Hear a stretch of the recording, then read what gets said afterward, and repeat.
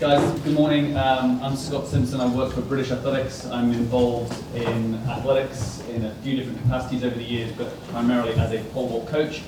And I've been really greedy. I'm going to actually tell 3 short stories this morning, and hopefully that is insightful for you. Just to be clear though, before we start, Darren, in Caudery, I was one of those guys saying, what the hell is the skateboarder doing? I jumped in 3 days before the Olympics, you are absolutely nuts. I just wanted to get that on record. Just so you guys got a little bit of background about me and the context for this presentation. I started coaching over 20 years ago, working in a junior academy program, progressed to working with senior athletes within a couple of years. And that was in conjunction with me doing my kind of formal education, continuing in my time as an athlete myself. But in 2008, I gave up kind of my formal education, if you like, and my time as an athlete, and moved into my first professional role in sport within a university environment, working in athletics. But within 2 years, I got my first professional coaching role on the world class, working as part of the world class program in the lead into a home Olympics, which is where my kind of story begins, if you like. As I've alluded to, I'm going to talk about 3 different Olympic cycles, each with very different experiences. And by experiences, I mean the lead up to the outcomes of those games, and then the aftermaths, which was the kind of the 3 major headings for what we were asked to kind of speak about today. But each of those experiences, despite being so different, had invaluable lessons for me as a coach, both on my outlook towards coaching and life in general, and I hope that those reflections are meaningful to you guys today. So in 2010, I was kind of shoved into a role to support Kate Dennison in her pursuit of Olympic success in 2012. She was a world-class program athlete, and her coach left his role in 2010 and left her without a coach, and I was asked to come in and pick that up in about 18 months out from the games. And that was a part-time coaching role, and I was doing other work alongside of that to facilitate that coaching. Because of the nature of how that kind of came together, the coach-athlete relationship was really kind of forced. It wasn't natural, it wasn't organic, and we had very, very limited time to prepare. And I think that was to our detriment, really, on reflection. I didn't realize it at the time, but looking back now and how I've found success since then, I think that coach-athlete relationship is the cornerstone of a lot of what I do, and the results that we had in London were impacted upon by the time that we had available to nurture that relationship. And as I've probably already alluded to, the outcome of those games was about as bad as it could get. Our expectations going in were certainly to make the final. A medal was probably going to be a stretch, but certainly to make the final and be competitive in that final. But unfortunately, and I'm about to show a video of what did happen, my first Olympic Games as a coach was pretty harrowing.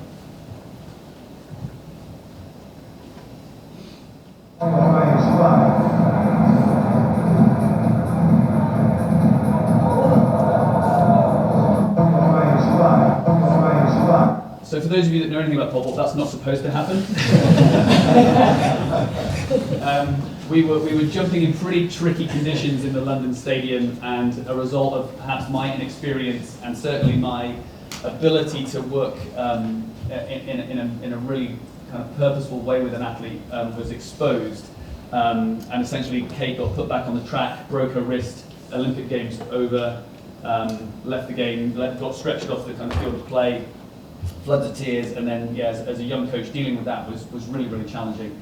And the aftermath of that was, within a week, Kate decided she was done, quit the sport, never came back to athletics again. And again, kind of dealing with that was quite hard.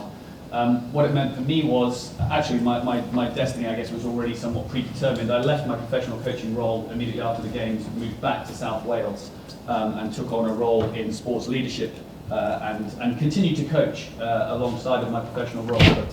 But yeah, it was definitely a time of change and a very difficult period for us both.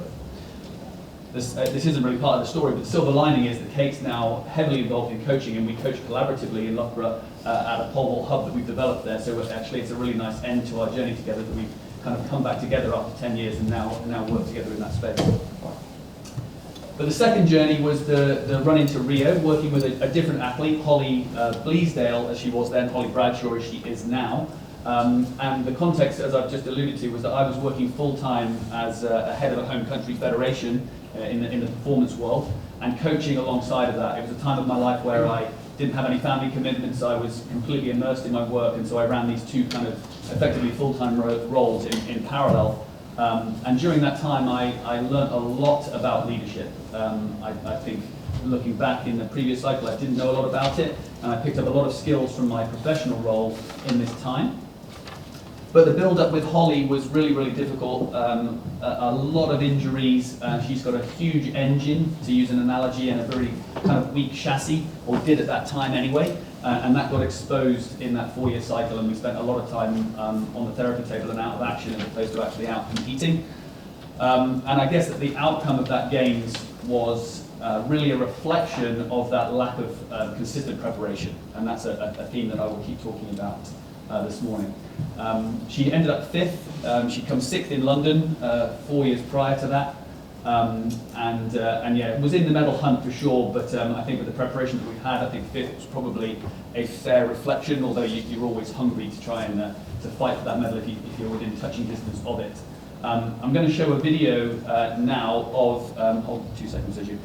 This is just the BBC footage, kind of similar to Monica's actually, of what happened in that Olympic final, and there was as much video time of me as a coach, which was a little disconcerting when I saw it afterwards. I had no idea at the time that it was happening, but it's definitely something that as coaches we need to be aware of in these environments, because our behaviours are very much reflected for the world to see.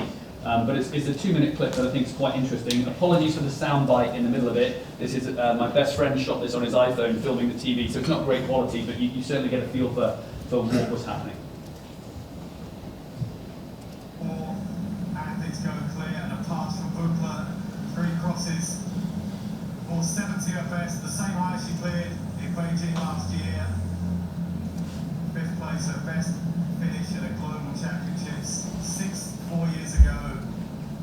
And a great performance from Holly Bradshaw, you wouldn't say by the look on the face of her coach. That was close. But Bradshaw, the competition all over.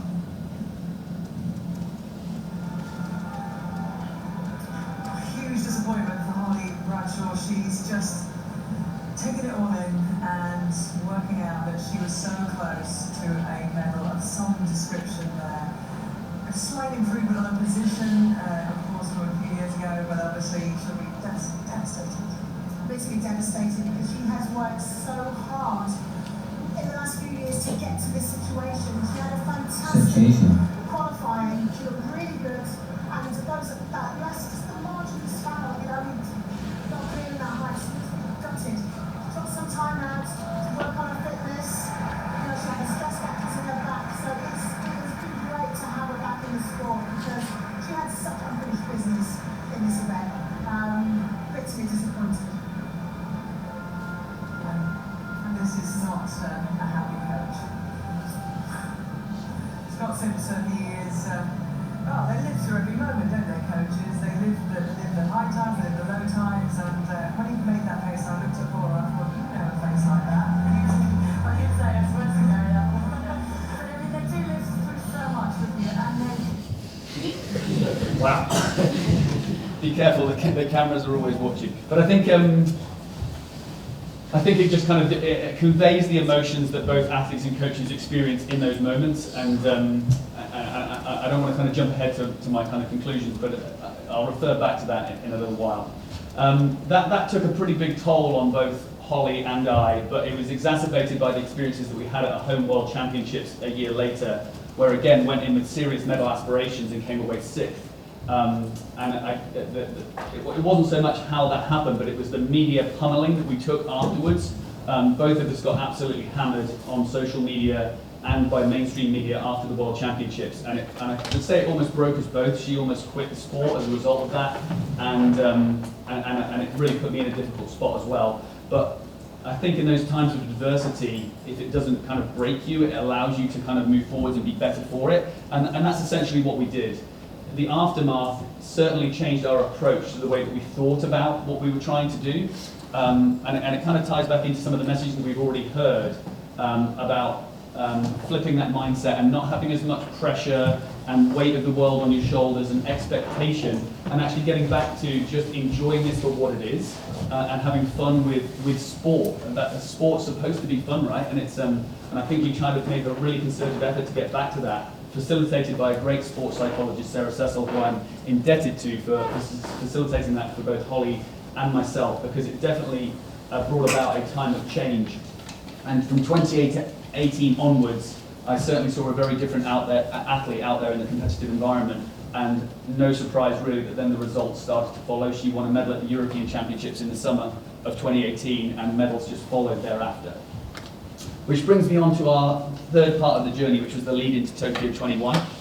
After the Commonwealth Games in 2018, I quit my leadership role at Welsh Athletics, and I moved into a full-time coaching position with British Athletics to help Holly prepare for those Olympic Games, moved to Loughborough, and had the benefit of a full kind of support team around us. And I wouldn't go as far as to say in the previous cycles I was operating in a silo, not at all, but it just gave me the opportunity to have everything on site with everything around us, and boy, did creating that environment make a difference.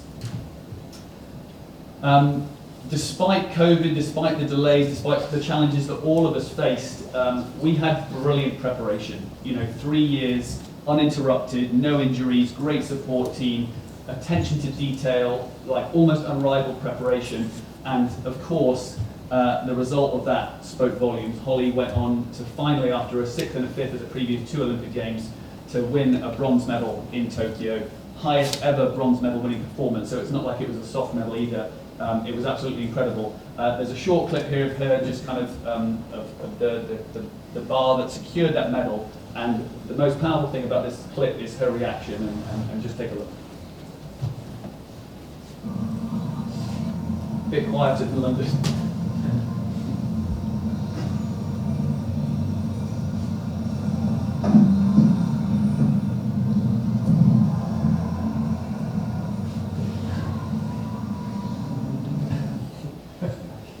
And it kind of ties in really nicely with Bobby's point about the reaction is one of joy, of true joy. It's not like frustration being released, or kind of anger, or kind of the weight of the world on the shoulders, or anything like that. It's just somebody loving what they do. And of course the significance of that jump was that it won an Olympic medal, but at the same time that it's not what the reaction looked like to me, and that was the change. That was the change that happened 3 years prior to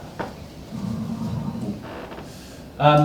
And the aftermath of that, of course, was for those that have been lucky enough to kind of come home with an Olympic medal. The homecoming is brilliant. Like the first week back at home, the celebrations, family, friends, all that sort of stuff. It is unbelievable. But it's interesting, talking with Darren earlier, it fades pretty quickly, and then a week down the line, it's just like life just carries on, and it's like, yeah, okay, I won an Olympic medal, but actually I'm still here, just kind of changing the kid's bum and kind of doing this sort of stuff as normal, and coaching just carries on as normal. And of course then new challenges come up, and as you would expect, you move into a new phase and a new cycle, and different challenges appear. And again, that will be apparent in my kind of summary now. So I know I've talked for a little while there, guys, but just key takeaways for coaches and I guess leaders in the room. Firstly, from a coaching perspective, for me, the outcome is ultimately driven by the level of preparation. I know that seems obvious, but unless you are supremely talented, you cannot go in unprepared and expect to pull it out of the fire. In my experience, that just doesn't happen. The attention to detail, the consistency over a long period of time, and then the short-term preparation leading into the games is what wins the day. Certainly in my experience working with Holly over 2 cycles, as our relationship has evolved and as she has kind of grown as an athlete, her ownership of all of this has grown as well. And I guess that we get taught this in formal education, but that pendulum definitely swings from being coach-driven to athlete-driven, and I've seen that in real life. And I now learn more from her than she learns from me, no doubt about it. She is brilliant at kind of owning her space and leading on this journey. As I've kind of evolved and have been able to apply some of my leadership skills from roles within sport, coaching at the very highest level for me is just about leading and managing. as much as it is about coaching. Working with a fully integrated support team, having a breadth of knowledge across multiple disciplines, and then being able to pull people together that have depth of knowledge, that is the crux of what we do, alongside leading and managing athletes in a way that they can be empowered and they can kind of take ownership of what they're doing. We've heard this from all of our presenters thus far this morning, but the cornerstone of success is in those relationships, both with staff and the athletes that we're working with. And the first part of this is, I guess, a little bit of a cliche, but very true. Certainly in the world that I work in, we control as many of the things that we can as possible, so that on the day we limit the amount of things that are out of our control. But almost without exception, every championship that I've been to, the one thing that does happen is the thing that we haven't planned for and the thing that we haven't prepared for. And thus, over time, I've learned that actually one of the biggest skills is the ability to react and adapt to the variables that have been thrown at you on the day that you haven't prepared for and that you didn't expect. And I think that the second part of that is probably not talked about enough. And then the last thing is kind of reflections for life. And this was the title of the presentation, and I'm sure it's kind of no giveaway where I'm going with this. But the outcome of a sporting event, whether it's a complete disaster like the one that I had in London, or the success of winning a medal in Tokyo, it doesn't change you, and nor should it. The fulfillment for us as coaches should, in my opinion, be driven by the journey, by those relationships, by taking on those challenges, solving puzzles and problems with athletes and a wider support team, and actually giving athletes the opportunity to fulfill their goals. Whether they end up achieving them or not is almost irrelevant. And it's actually quite detrimental to our own kind of well-being if that's how we define ourselves. Apparently that was my next bullet. And I think ultimately that message that I've just given across there, I think for me anyway, having seen the change in Holly across 2 cycles, those messages about what should be driving people is as important as for athletes as it is for us as coaches. That's it from me, guys. Hope that was